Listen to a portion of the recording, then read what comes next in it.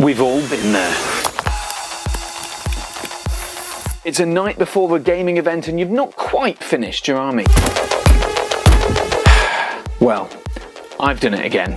I spent far too much time luxuriating in painting this beautiful AMR miniature and not enough time on my Gandalf. He's still very much just about assembled. Normally I'd just do a late night, but this time I've got a 3-hour drive ahead of me, then I've got to catch a plane, and then I'll arrive in Belfast at about midnight. So, I'm going to paint my Gandalf on the plane.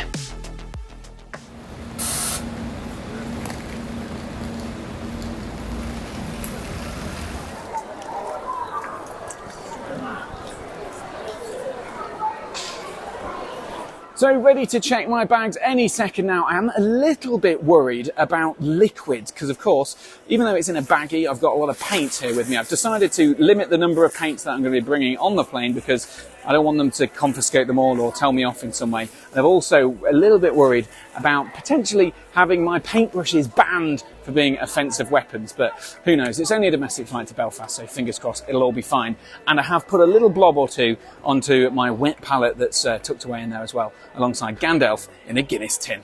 Right, let's go check in. As it happened, I was too early for bag check-in, so I set up at the nearby Costa and got painting. Maybe it's cheating, but I did get a chance to spray everything in Colourforge's white bone spray paint before I left, and also managed to paint the base in brown. At first, of course, I was a little bit self-conscious, sat there with my cold iced latte while the lady cleaned up around me, but eventually I got into the real swing of things. There's something surprisingly freeing about painting while everyone else is rushing around you. To get things started, I was using Screaming Skull on most of the cloak areas, but I quickly realised once I'd done that, I was in for a problem. So, like the fool I am, I forgot to pack flesh tone. Lucky I found this so early. Unlucky I'm in an airport where I don't think there's any chance I'll be able to work it out. I'm going to have to get creative. I'm not usually a big fan of wet palettes, but I must say it was pretty handy for being able to paint on the fly. Quite literally in this occasion, or so you'll find out soon. As you can see, Gandalf got his cloak a little bit more creamy, but he had to be packed away into his Guinness tin, which was a generous gift from Sean Sproul. Big shout out to Sean for driving me around every time I visit Belfast, and also kindly bringing little trinkets for me every time he visits my tournaments in Lincoln. In terms of finding something to paint Gandalf's skin with, my only thought was a red pen potentially from W.H. Smith, but I got more than I bargained for.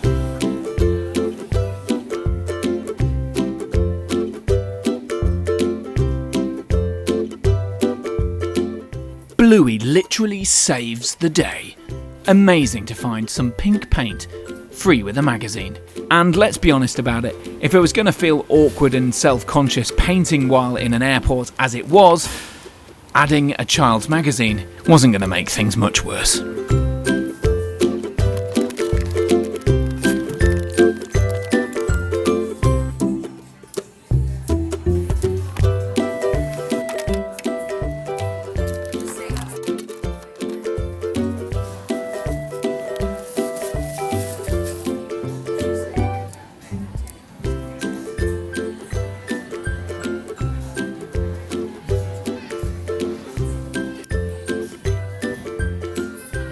After mixing some of the pink with some bone colour to make it a little bit more flesh-tony, I got down to putting a layer of the flesh tone on Gandalf as armed guards and families passed by in front of me in the arrivals lounge.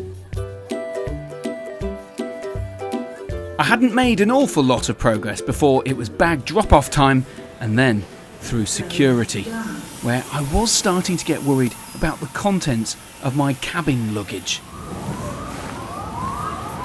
As alarms blared around me, I started worrying about the Game of Thrones Hand of the King badge, which had a pointy end to it.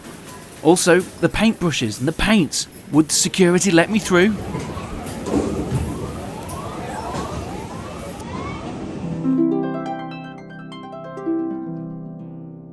So after all that consternation worry, I got through the security. Yes! And it wasn't even my paints, the liquids, that was the issue. It was my tripod. So, hey, such is life. Now, let's get to the departure lounge and do a little bit more painting, because Gandalf is not even close to being done yet. After a short walk through to duty free, I was greeted with a departure board and a concerning list of cancellations. But luckily, my flight wasn't among them. So, it was down to the painting.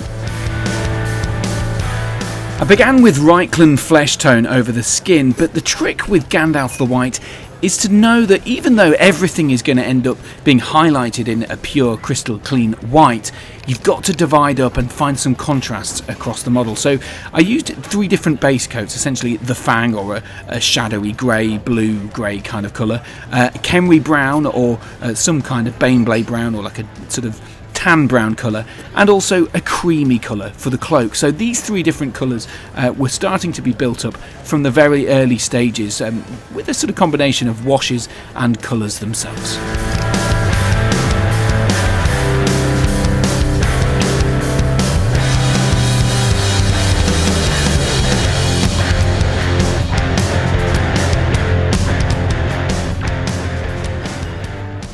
Hello.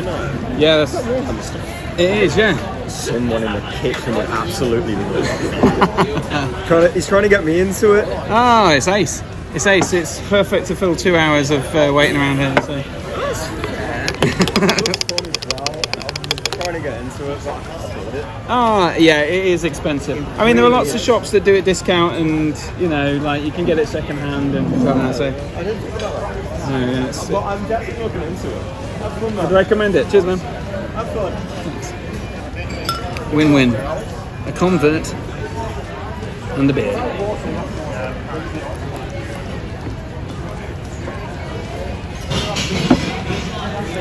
Let's get back to work.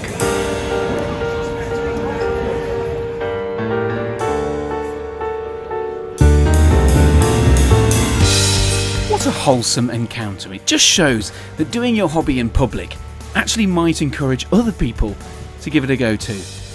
Food for thought.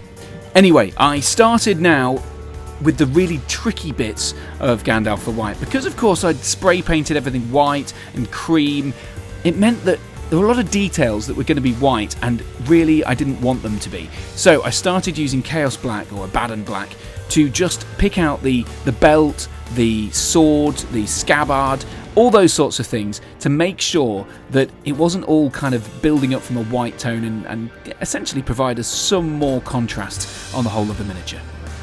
After the black, I blobbed a bit of navy blue onto the handle of Glamdring, which is the only bit of paint that I'd put on the wet palette before I came.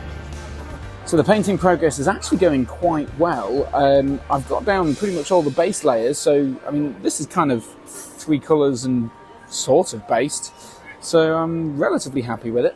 Now I have to attempt a few things, including non-metallic metals, which I've never ever done before, so doing them at an airport might not be the best idea, and also some highlights, but generally I think this is going to work, you know. Although the base coating always does take a lot less time than the highlighting, so we'll see how it goes.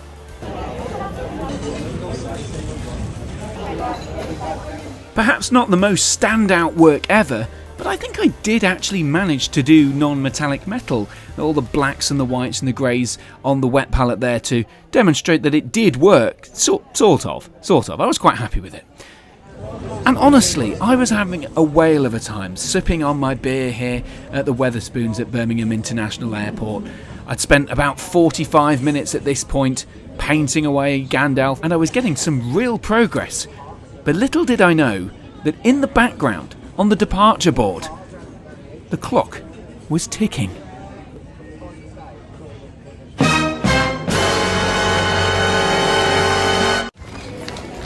I'm such a bellend. Can't believe it. Bloody love painting.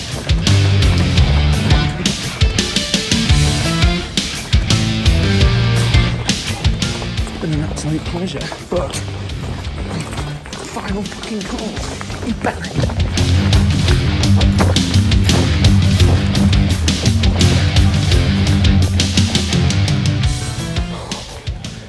That's a close one. It was a narrow escape, but I did make it to the plane on time, despite the final call on my flight to Belfast. But this wouldn't be plain sailing, or I suppose that should be plain flying from here on out. I still needed to finish the minis, so I strapped in, got my painting lights on, and got to work. For departure, please.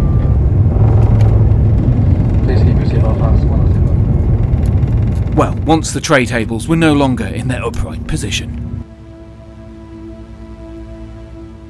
By this point I was probably about 2 hours or more into the painting process, so I was pretty much onto the highlights. I dry brushed Gandalf's hair white initially before starting on blending up layers on his cloak with the sort of more creamy, bony kind of white colours. And of course, after all this time painting at the airport, I was no stranger to people having a bit of a glance at what I was up to.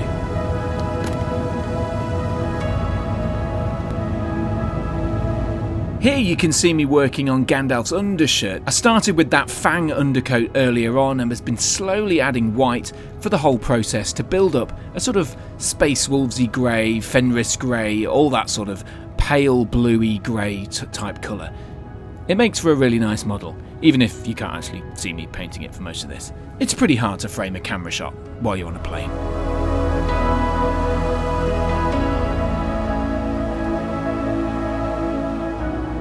It was a strange feeling at times painting on the plane, and apart from the odd, sneaky sideways glance from my fellow passengers, it went pretty smoothly. Even the flight attendants didn't bat an eyelid while I was buying a drink.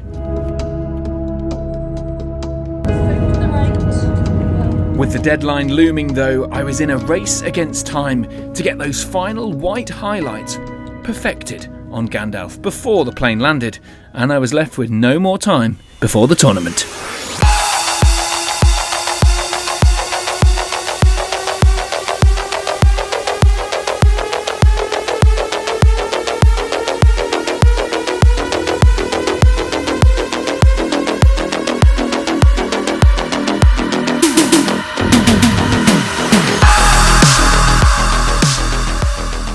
Valuable time being lost.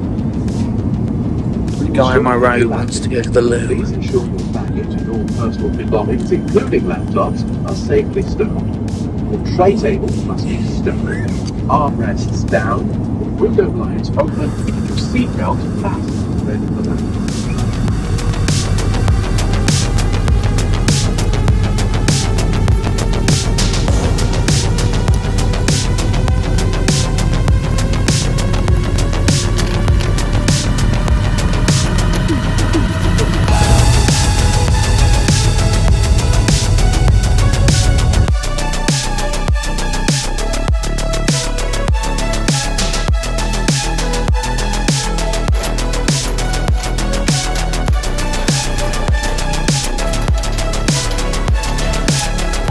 Made it safe and sound. Gandalf painted. Now just need to check if Aemir and the lads survived the journey.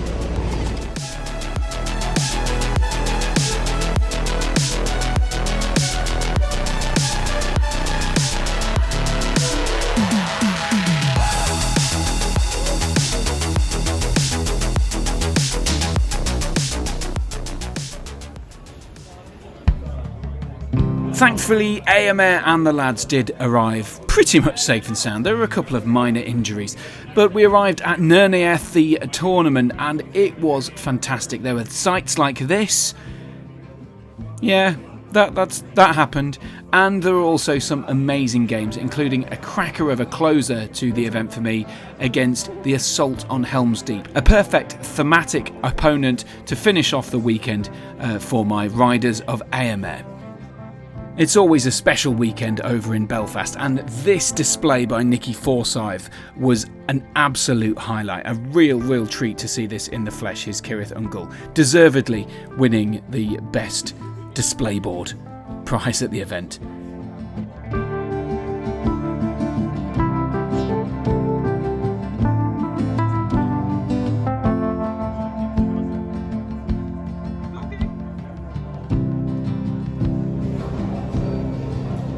So while I board my return flight, I guess it's time to look at the fruits of my labour on the way out there.